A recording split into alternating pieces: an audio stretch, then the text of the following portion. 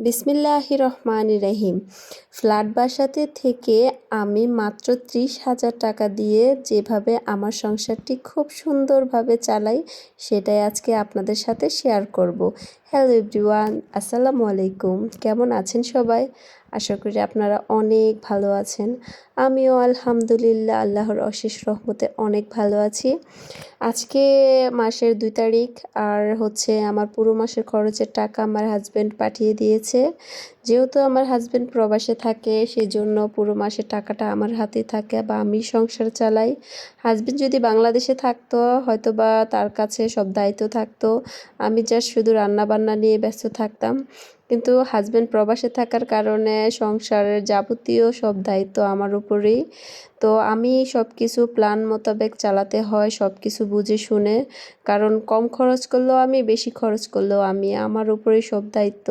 তো যাই হোক, আমি মাসের টাকাটা আসার পরে আমার সংসারটা কিভাবে আমি চালাই, কিভাবে আমি আমার সংসারের বাজারের বা সব খরচের একটা লিস্ট তৈরি করি, সেটাই আজকে আপনাদের সাথে শেয়ার করব।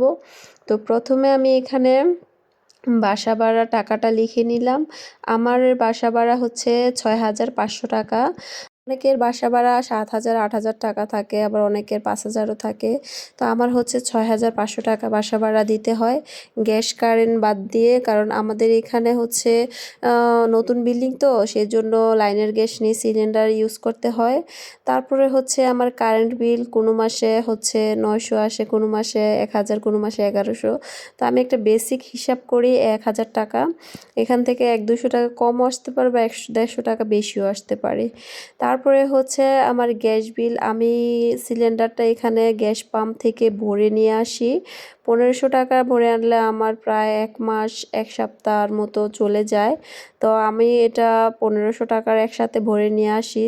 কারণ একসাথে না ভরে নিয়ে আসলে হয়তোবা মাসের মাঝখানে মেহমান-টেহমান আসলে শেষ হয়ে যাবে, সেজন্য একটু বাড়তি ভরে নিয়ে আসি। তো এরপরে ওয়াইফাইয়ের বিল, ওয়াইফাই তো সবাই চালায় মোটামুটি, কারণ ওয়াইফাই ছাড়া তো আর ভাড়া বাড়িতে থাকা সম্ভব না। আর নেট ভরে কয় মোবাইলে নেট ভরা যাবে, সেজন্য ওয়াইফাই সবাই চালায়। তো আমার ওয়াইফাইয়ের বিল ৫০০ টাকা। এটা সব জায়গায় সেম, আমি যতটুকু জানি ওয়াইফাইয়ের বিল। তারপরে ময়লার বিল। ময়লার বিল আগে ছিল ১০০ টাকা, আজকে ১ বছর ধরে করেছে ১২০ টাকা। তো আপনাদের এলাকাতে কত আমি জানি না, কিন্তু আমাদের এলাকাতে ১২০ টাকা করে ময়লার বিল।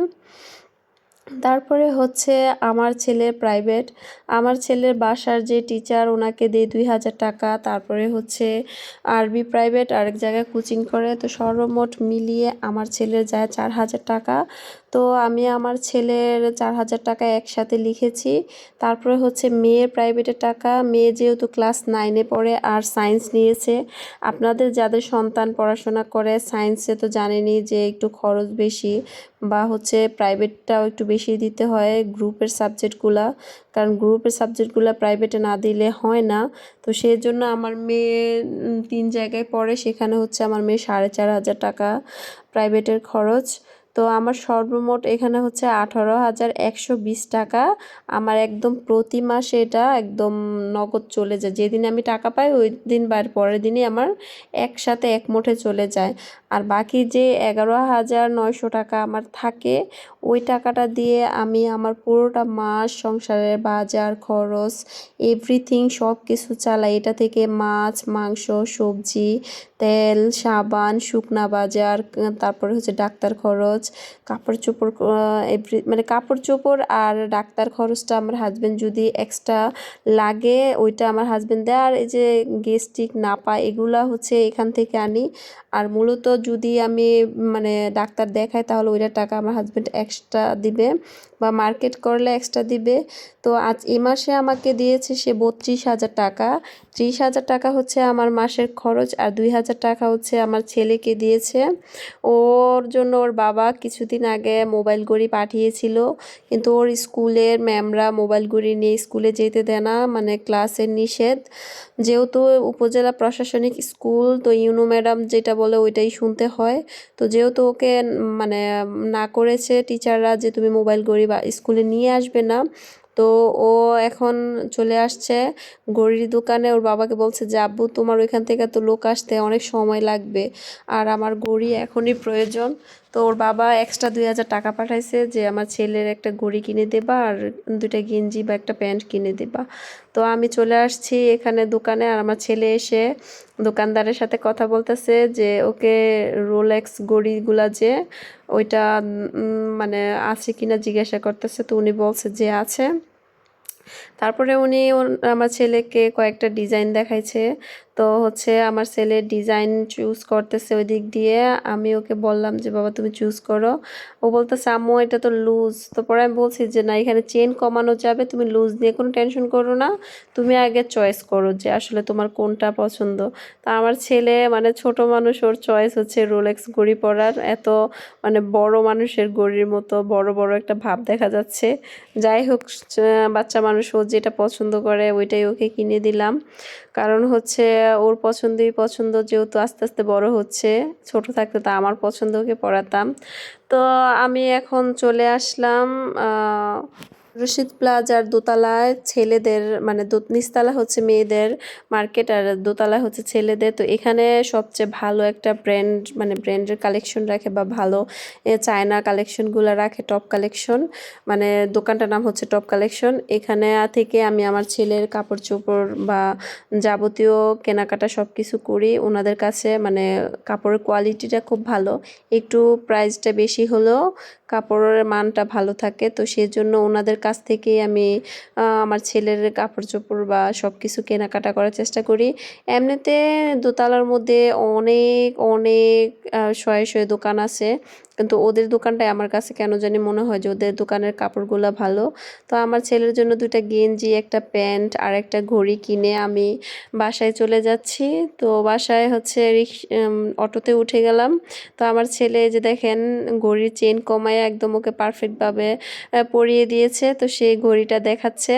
তো বাসায় আসতে না আসতেই ওর দুপুরে যে টিচার আসে, ওর টিচার চলে এসেছে। তো হচ্ছে ও পড়তে বসে গেছে, আর আমি ওর জন্য কি কি নিয়েছি আপনাদেরকে একটু দেখাই। এই যে দেখেন, আমার ছেলে ছোট কিন্তু চার চয়েস হচ্ছে বড়। মানে এগুলাকে কেউ বেগি গেঞ্জি বলে, আবার ডপ শোল্ডারও বলে। তো যাই হোক, ও এই গেঞ্জিগুলা নিয়েছে, আর এটা হচ্ছে প্যান্ট 2 কোয়ার্টার। এটা ইয়া মানে এটা কি ব্র্যান্ডের যে বলছে সঠিক আমার মনে নেই। তো প্যান্টটা রাখছে 500 টাকা আর গেঞ্জিগুলা রাখছে হচ্ছে 400 টাকা করে। তো দেখেন গেঞ্জিগুলা মানে ডপ শোল্ডার বলে এগুলাকে। আমার ছেলে বললো আর কি, দোকানদার গিয়ে বলতেছে যে ডপ শোল্ডার গেঞ্জি আছে কিনা। তো হচ্ছে দেখেন কতটা লুজ, আর ওনাকে লুজ গেঞ্জি পছন্দ। তো আমার ছেলেকে দোকানদাররা বলতেছে তুমি মানুষ ছোট কিন্তু তোমার চয়েস হচ্ছে বড় মানুষদের। তো বলতেছে যে হ্যাঁ আমার এগুলোই পছন্দ। তো হোয়াইট কালারটা হচ্ছে আমার পছন্দের নিয়েছি, ওই কালারটাও আমার পছন্দের নিয়েছি, যেটা ওই চেক সিস্টেম। তো দোনোটাই আমার কাছে ভালো লেগেছে, আর ও এইরকম গেঞ্জিগুলোই নাকি ওর পছন্দ। তো এই দেখেন টপ কালেকশন থেকে এই গেঞ্জি প্যান্টগুলো নিয়েছি। ওদের দোকানের কাপড়গুলো খুব সফট হয়, বাচ্চারা পরে মজা পায়। তো আমার ছেলের টিচার এখন চলে গেছে, আর ও গেঞ্জি পরে যে কি লাফালাফি শুরু করছে, মানে বাচ্চার তো বাচ্চাই কি খুশি, যা বলে বোঝানোর মতো না।